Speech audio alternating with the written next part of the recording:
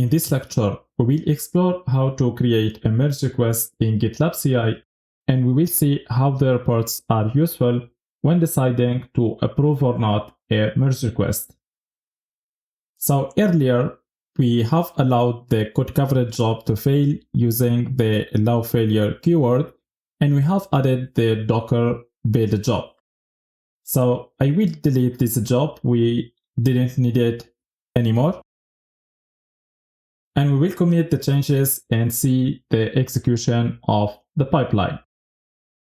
So the commit message can be, for example, delete the Docker build job.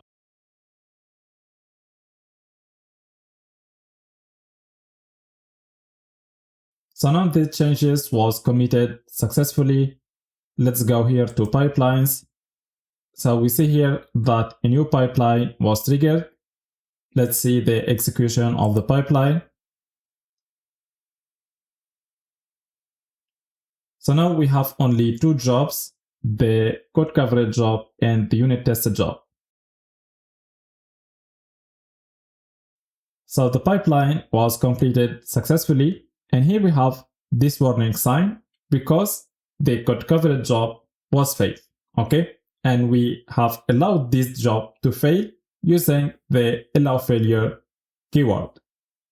So if we go here to the jobs tab, we find here the test coverage percentage. This value is coming from the coverage report, and it is shown here because we have used the coverage keyword in the code coverage job. If we go here to the tests tab, so here we have a test summary with the total number of tests, the number of tests that have failed, and the success rate. Okay? Let's now create a merge request. To create a merge request, we will go here to code and then repository.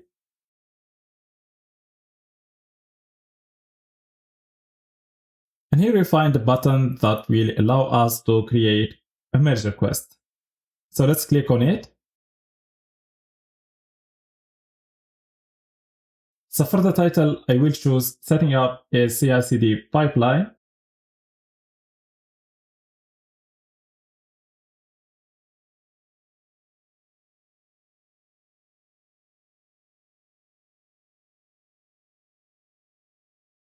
The same for the description. And here we can assign a reviewer to the merge request. And now to create the merge request, we click here on this button.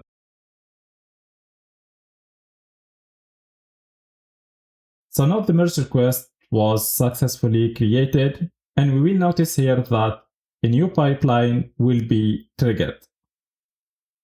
So now the pipeline is running, so a new pipeline is triggered, and that's because if we go back here to the pipeline configuration,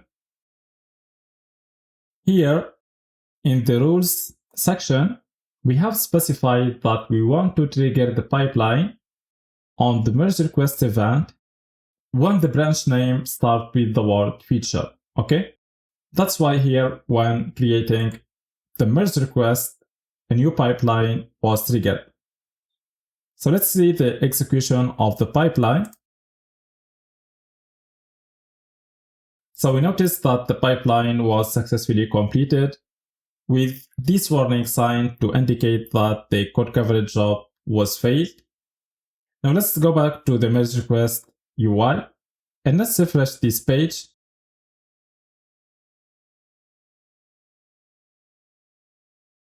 So here we have the state of the pipeline. So it is passed with warnings, and that's because of the failure of the code coverage job.